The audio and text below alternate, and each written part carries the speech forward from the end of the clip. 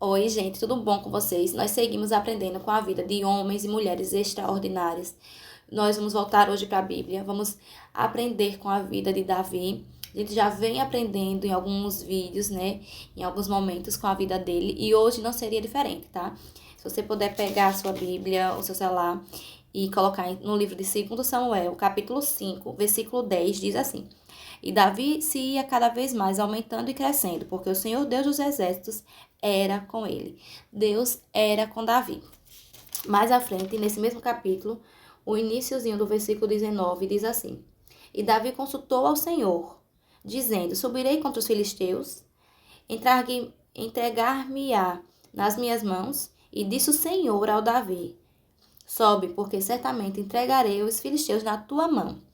Mais à frente, no versículo 23, diz o seguinte: E Davi consultou ao Senhor, o que disse: Não subirás, mas rodeará por trás dele, e virás de frente a ele, virás pela frente. Mais à frente, diz assim: Então o Senhor saiu diante e feriu o arraial dos filisteus, e fez Davi como o Senhor lhe tinha ordenado, e feriu os filisteus desde Geba até Gezer. Gente, esses versículos mostram o relacionamento de Davi com Deus. Antes de Davi entrar nessa peleja, né? Quando ele foi coroado, constituído rei de todo o Israel, os filisteus subiram até ele e ele consultou. Ele não já saiu precipitadamente e já foi tomando decisões. Não. Epa, vou falar com o meu Deus. Ele consultou a Deus, perguntou a Deus o que deveria fazer, ou se deveria ir, o que deveria fazer, e Deus respondeu. O Davi consultou a Deus, começa o versículo 19, começa falando isso. No versículo 23, depois, diz novamente que ele consultou ao Senhor, e Deus falou. E o Senhor saiu, e o Senhor falou, e assim disse Deus. Ou seja, em todo momento a gente vê um diálogo. Davi fala com Deus, Deus responde, Deus orienta, Davi obedece a Deus, e o que acabou foi que Davi saiu vitorioso. Deus entregou os filisteus na mão de Davi. Quantas vezes Davi batalhou contra os filisteus e foi vitorioso? Mas porque todas as vezes ele ouviu o que Deus mandou ele fazer. Ele primeiro consultou a Deus, ele ouviu. Ou seja, são versículos que falam de relacionamentos.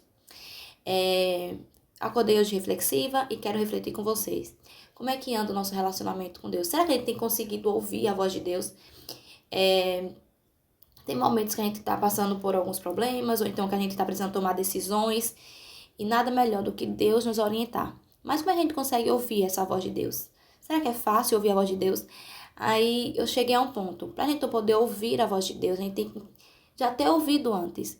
Como é que você vai saber como é a voz de alguém se você nunca ouviu? Se você não tem o hábito de conversar? Se você fechar os seus olhos e chegar alguém conhecido falando com você, você sabe quem é. Ah, essa voz é de fulano. Ah, essa voz é de ciclano. Mas se você fechar os olhos e algum desconhecido falar com você, você não vai saber quem é. Ou alguém novo falar, você não vai saber quem é.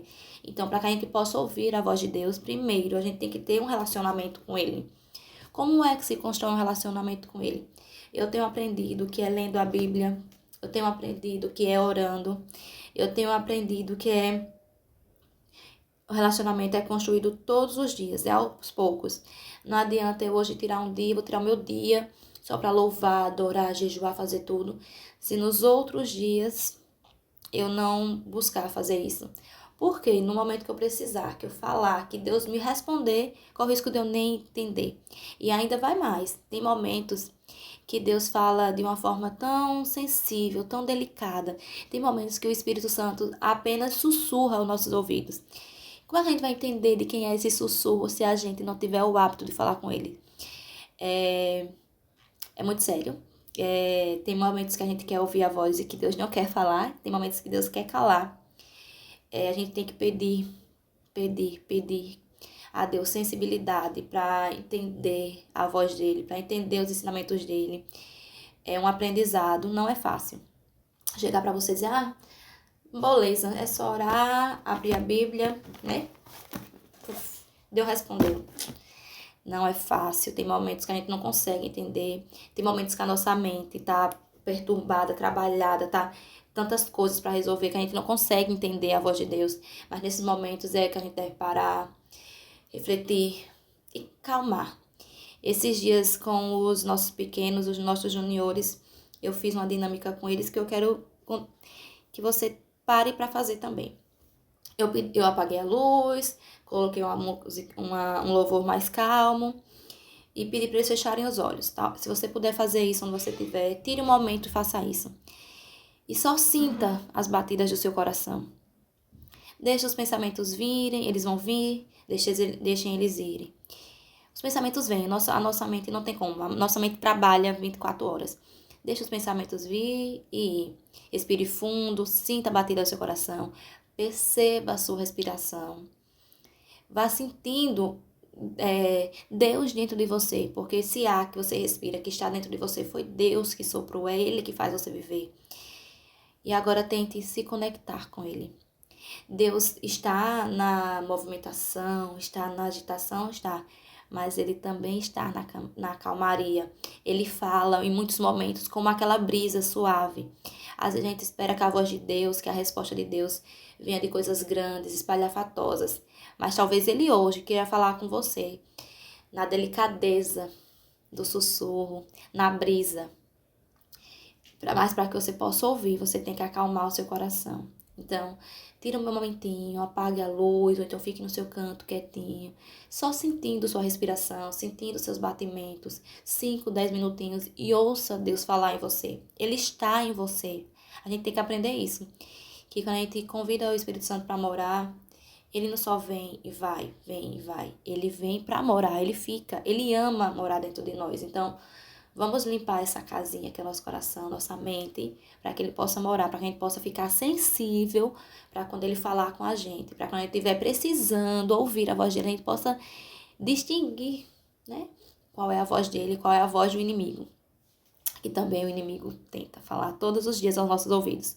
Só que o que o inimigo quer falar é que não somos capazes, que não conseguiremos, que não somos suficientes. Mas Deus já provou que com Ele nós somos capazes, nós somos suficientes e nós merecemos simplesmente por existir. Eu mereço ser feliz simplesmente porque eu sou Isabel e sou filha de Deus.